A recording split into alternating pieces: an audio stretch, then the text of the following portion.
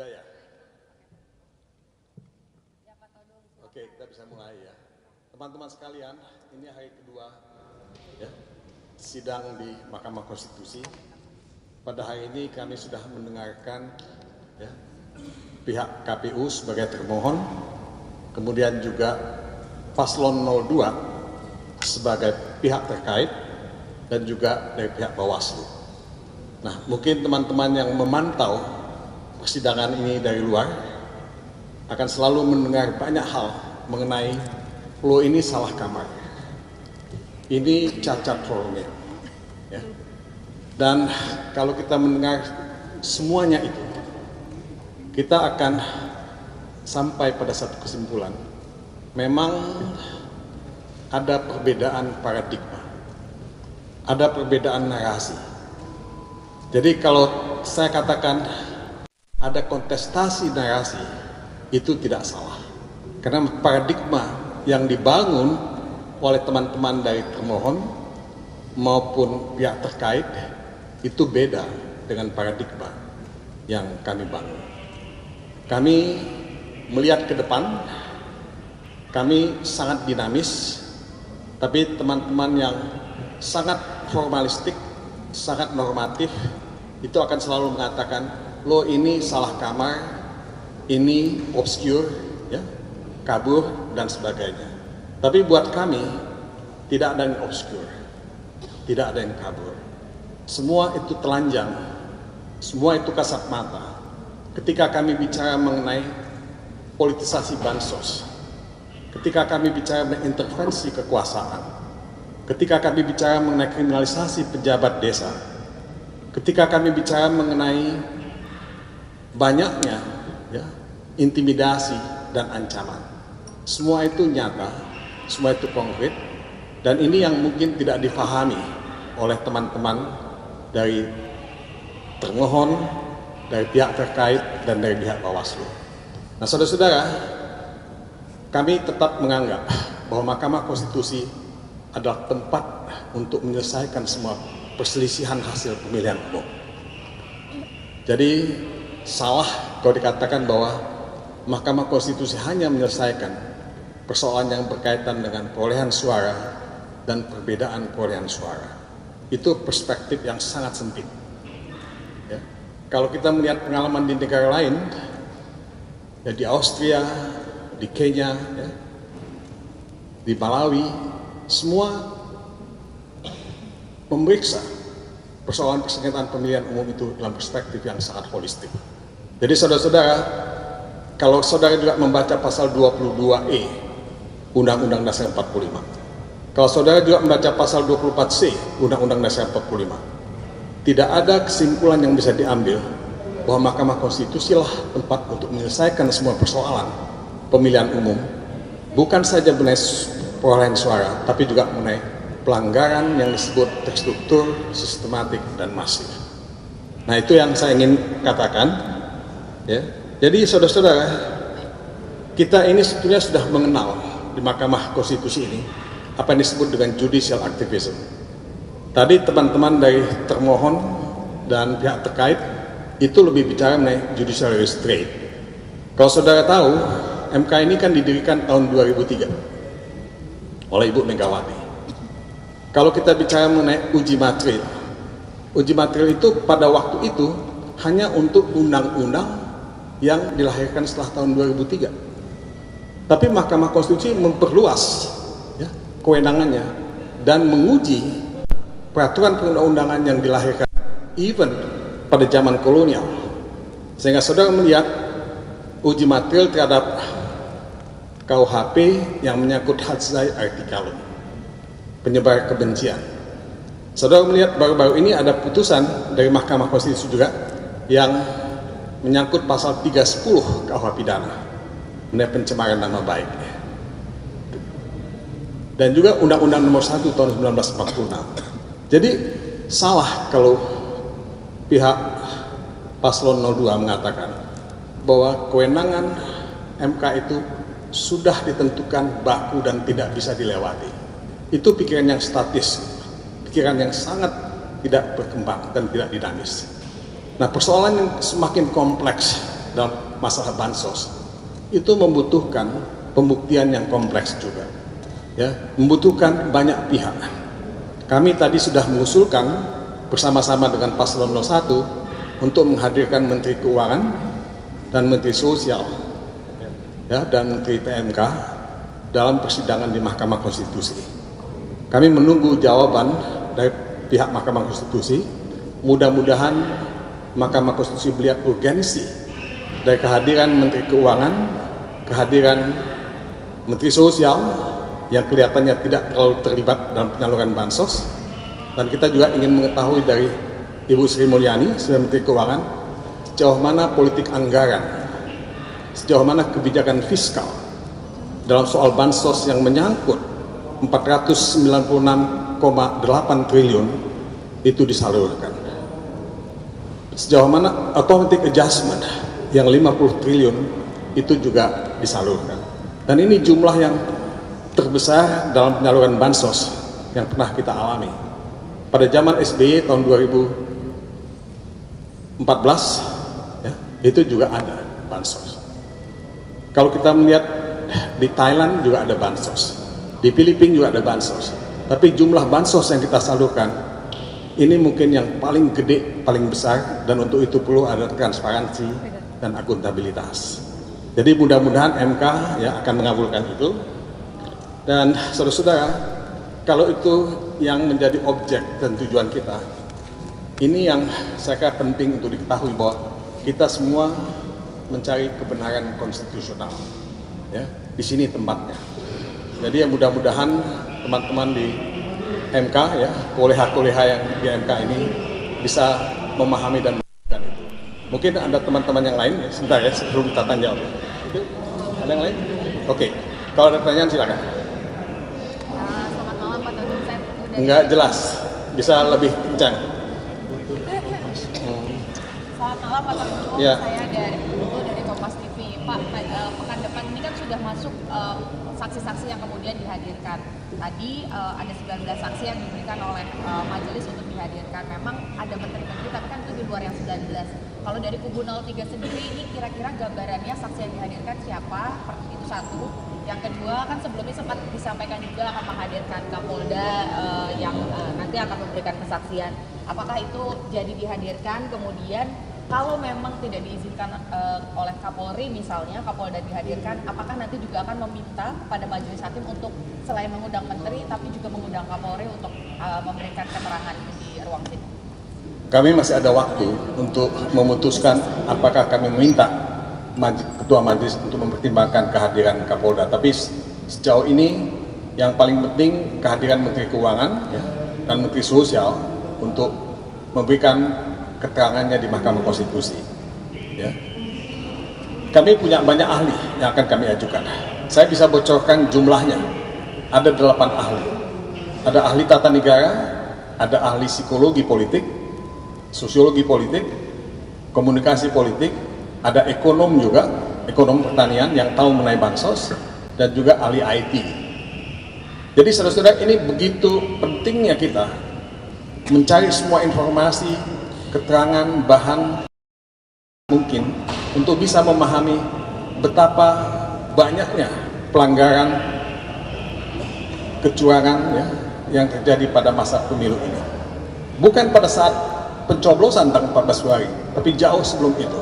Itu yang kami sebut sebagai nepotisme yang melahirkan abuse of power terkoordinasi, coordinated abuse of power.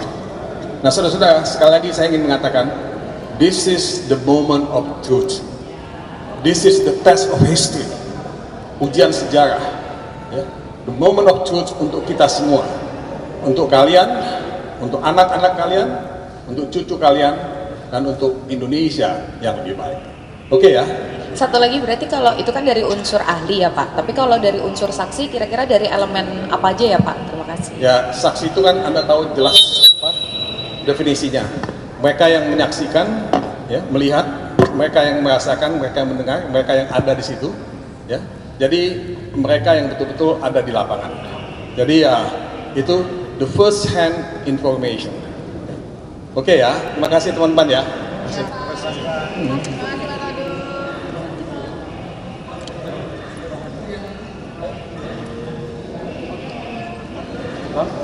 Oke. Ayo.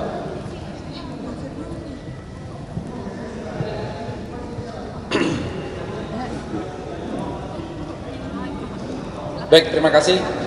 Selamat malam kawan-kawan media sekalian. Ini kami bersyukur sekali, alhamdulillah, tadi Bawaslu menjawab semua pertanyaan-pertanyaan publik. Pertama, kami bersyukur sekali bahwa Bawaslu mengakui. Jadi selama ini kalau ditanya kok tidak ada laporan, Bawaslu mengakui bahwa sudah banyak laporan yang masuk. Puluhan laporan, lebih dari 70 laporan sudah masuk dari kami. Termasuk tentang penetapan pencalonan Cawapres 02 Gibran. Sudah masuk juga laporan dari kami. Jadi kalau ditanyakan kenapa tidak pernah ada laporan, Bawaslu tadi sudah menjelaskan. Artinya sudah resmi itu ada laporan. Lalu selanjutnya yang menyenangkan juga bagi kami adalah diakui juga oleh Bawaslu bahwa banyak laporan kami tidak ditindaklanjutin. Jadi itu juga sebagai bahan yang kuat bagi kami bahwa karena Bawaslu tidak menindaklanjutin, maka MK lah yang paling tepat untuk memproses ini. Itu hal yang penting yang tadi di Bawaslu sampaikan. Ini tambahan?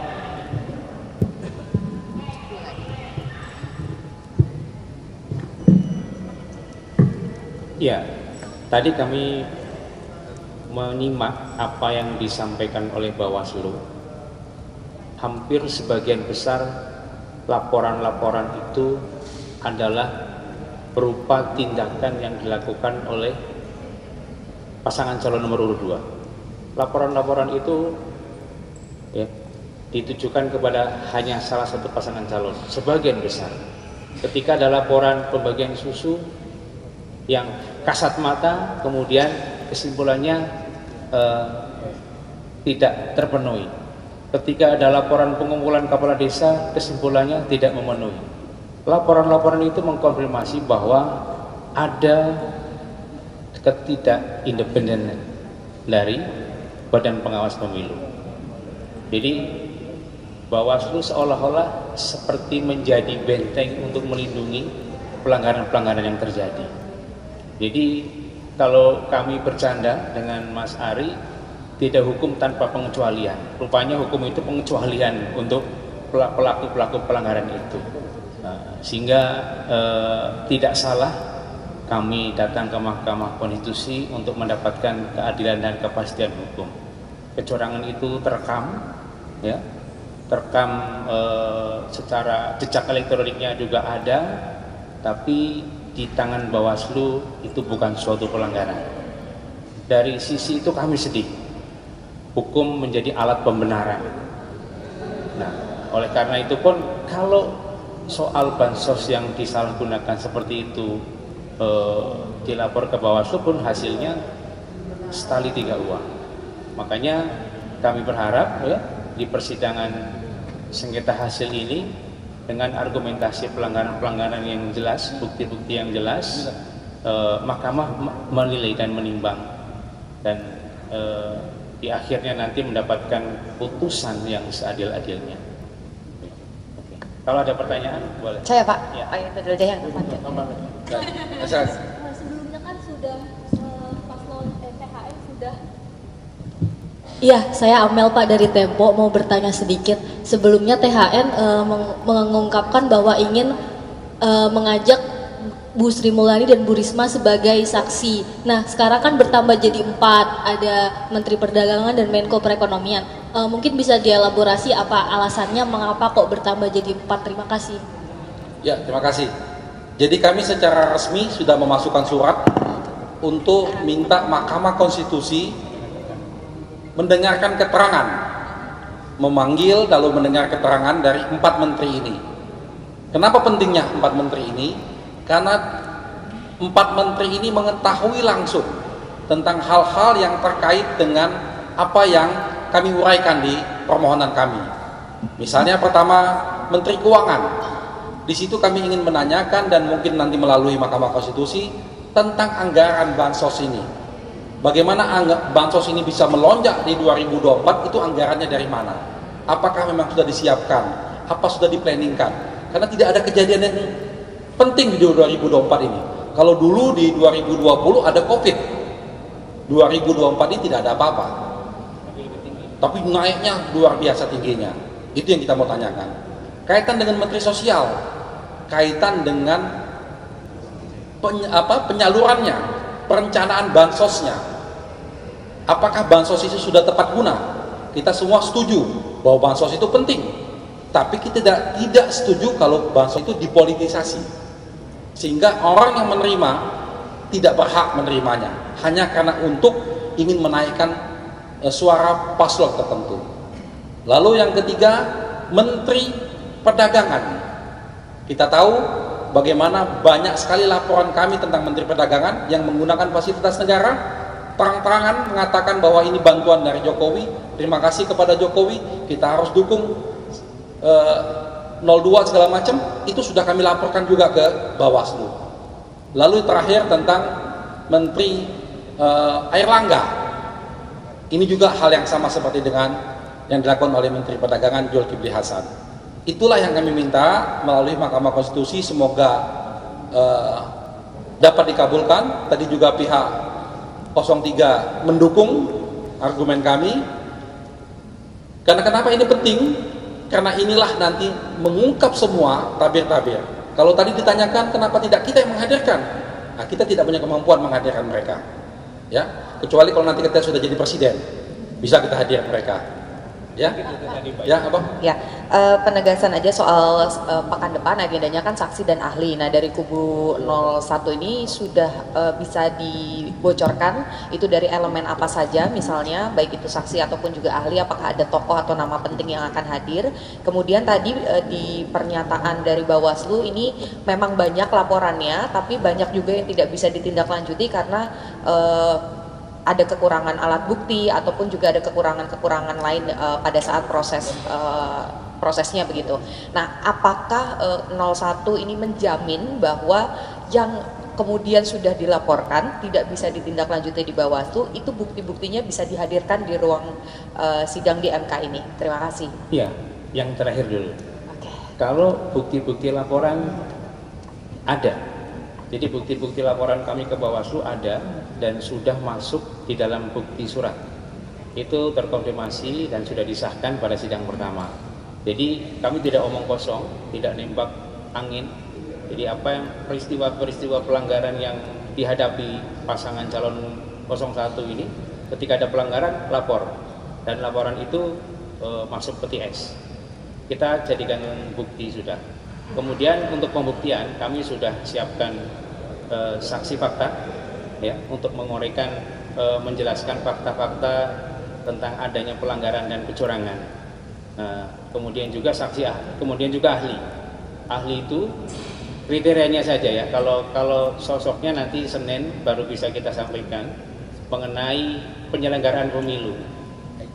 Kemudian hukum administrasi, kemudian IT, kemudian mengenai politik anggaran, pidana pemilu.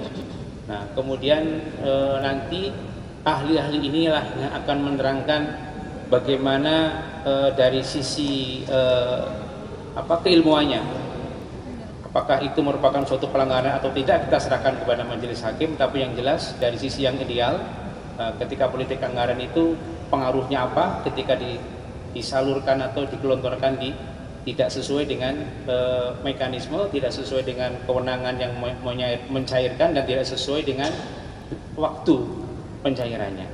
Gitu. Mengenai jumlah, sabar, nanti Senin akan kita publikasikan. Silakan yang lain, Pak. Ya, saya Singgi dari Kompas.com. Salah satu yang jadi sorotan kan netralitas ASN. Apa ada kemungkinan dari tim Anies Mohaimin ini mengusulkan agar kementerian terkait itu dipanggil juga, kayak misalnya Menpan RB dan Kementerian Dalam Negeri, kan PJ Gubernur juga menjadi sorotan netralitasnya. Kemudian juga soal netralitas aparat kepolisian gitu.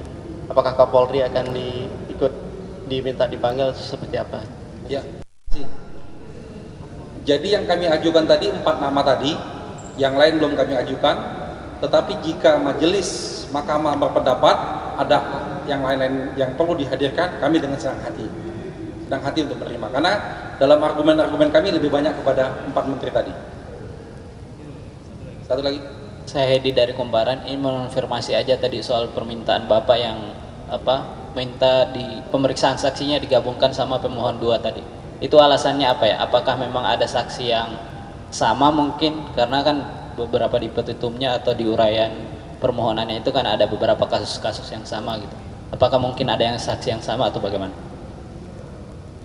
Ya, sebenarnya tujuan pemohon perkara 01 dan 02 itu untuk efisiensi. Jadi karena objeknya sama, ya, perkaranya sama, jenis perkaranya sama, jadi petitumnya pun sama minta diskualifikasi.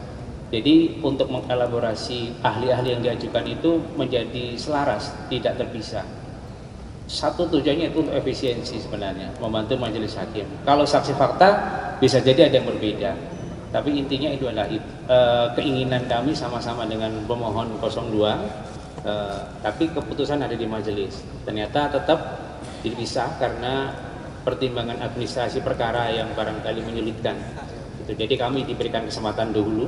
Besok hari Senin saksi dan ahli dari pemohon 01 perkara 01. Nah nanti ketika setelah selesai semua Selasa ahlinya termohon perkara 01, Rabu ahlinya pihak terkait perkara 01, kemudian baru giliran berikutnya saksi dan ahlinya pemohon perkara 02. Begitu Mas Fadil.